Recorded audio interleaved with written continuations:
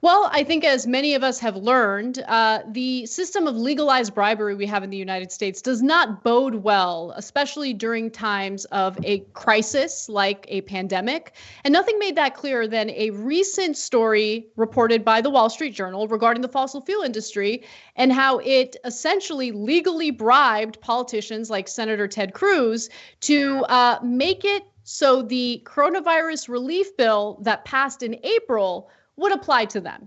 So this has everything to do with the Wilks family. They own businesses within the fossil fuel industry, and they were concerned about the fact that as the legislation was previously written, they would not qualify for any type of aid or relief. And so they had a little chat with Ted Cruz. As the Wall Street Journal reports, Texas billionaires Dan and Farris Wilks got $35 million in coronavirus relief to help one of their fracking companies stay afloat. At the same time, they were also on a buying spree in the country's oil patch. So not only did they end up qualifying for $35 million in PPP loans, they also then continued to acquire other businesses that were in trouble. The Fed initially capped Main Street loans at $25 million. So let's take a step back and see how this legalized bribery worked. As I mentioned earlier, they met with Ted Cruz. And so Senator Ted Cruz helped convince the Trump administration and the Federal Reserve to change the rules for pandemic loans to ensure oil and gas firms could participate. In late April, Cruz sent a letter pressing Federal Reserve Board Chairman Jerome Powell and Treasury Secretary Steve Mnuchin to lift the restrictions within the Main Street program that worked against lending to oil and gas firms.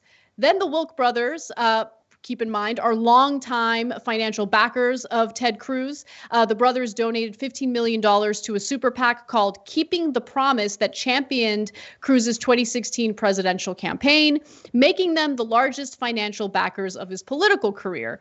So this is how it works. You back lawmakers financially through super PACs. And those same lawmakers will turn around and grant you certain favors, including ensuring that legislation is written in such a way that it benefits your company, even as your company, by the way, is doing acquisitions while simultaneously claiming that it's suffering from the coronavirus pandemic.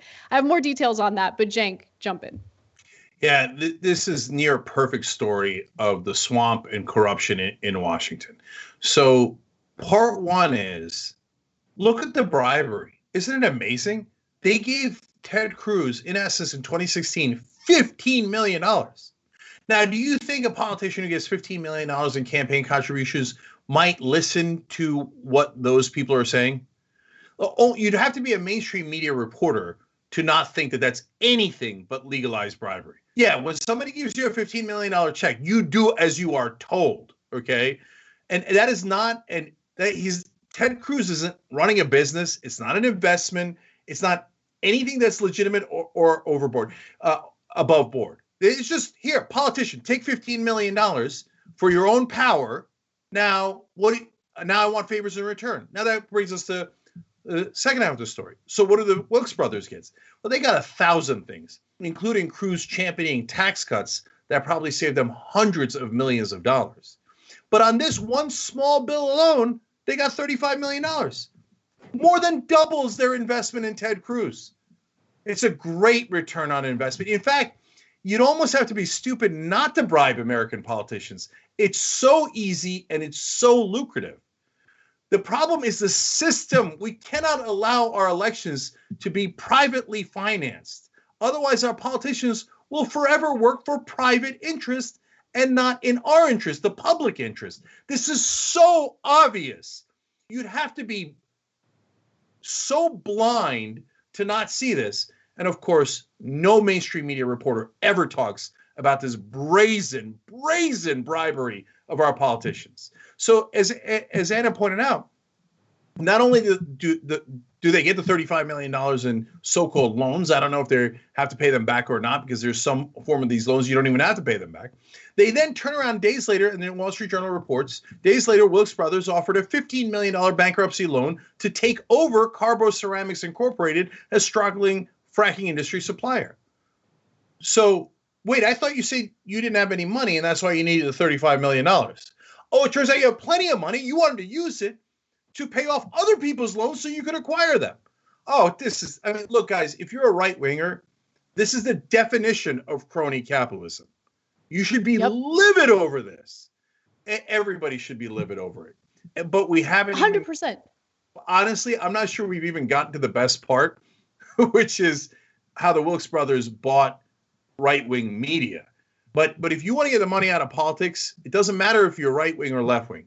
Wolf-pack.com. Wolf-pack.com. Those guys are nonpartisan. They 100% mean it. They would take Soros money out, corporate money out, union money out, and yes, the Wilks brother money out. Stop bribing our politicians. Okay, so the thing that I want to point out, though, in regard to, the Wilks brothers taking the $35 million and then proceeding to do these acquisitions is, how is this any different than what conservatives point to in trying to dissuade Congress from passing any type of real relief to average Americans? They'll do, these cherry pick stories where they'll say, oh, well, look at this person who took coronavirus relief money and then proceeded to put a down payment on a Beamer or whatever, some fancy car, right? So there's all sorts of shaming and all sorts of emphasis on those situations, which of course are not representative of what most Americans have done with the relief money. Most Americans have desperately needed that relief money because tens of millions of them have been laid off or furloughed as a result of the pandemic, right? Let's be clear on that. But in this case, Wall Street Journal wrote this story, but are we seeing story after story in the mainstream press about how this company took this relief money and then went on to use it to acquire smaller businesses that were having trouble? How is this any different? This is far worse. It's far worse. But of course, there's no emphasis on that. And as you mentioned, Cenk, you're absolutely right. The Wilks brothers fund right-wing media, including Ben Shapiro, Breitbart. This is something that Alex Koch had reported for TYT when he was one of our investigative reporters. Let me give you some excerpts from his piece. He says, following his departure from Breitbart, Shapiro quickly founded the Daily Wire with funding from its owners, brothers Farris and Dan Wilks. Shapiro is also backed, by the way, by the Young Americans Foundation and Turning Point USA. Here's a list of who backs them. TPUSA and YAF share donors with the Bradley Foundation and the Richard and Helen DeVos Foundation. The student group has also taken in funding from other GOP billionaires, including Rauner, Yulin, Marcus, and Fries, and then also prominent GOP. Yeah, that's right. Prominent GOP political donors to these groups include Charles Koch, Education Secretary Betsy DeVos and her family, the Mercers, Illinois Governor Bruce Rauner, prolific GOP mega donor Richard Yulin, and the list goes on and on. And it's important to mention how right-wing media is funded, because let me be absolutely clear about something. Left-wing media, not funded like this. Not even close. Not even close. When you wonder why an uncharismatic, fast-talking huckster like Ben Shapiro was able to make it in the media, understand that it's not based on his talent or his intelligence. It's based on right-wing donors propping him up because he will spread the disinformation that helps keep their taxes low and their businesses deregulated. So, there's a giant distinction between left-wing funding and right-wing funding that it's really important for you guys to understand. So when so-called left-wing outlets get investments, it's just a regular business transaction where those investors are looking for profitability, et cetera. So you could take us, but you could take almost any outlet. Let's take Vox as an example. Comcast put money into them. Comcast is not doing it to promote progressive ideology. Now, Vox has some very good articles that are progressive, but that's not why Comcast did it. They put in, $200 million to Vox.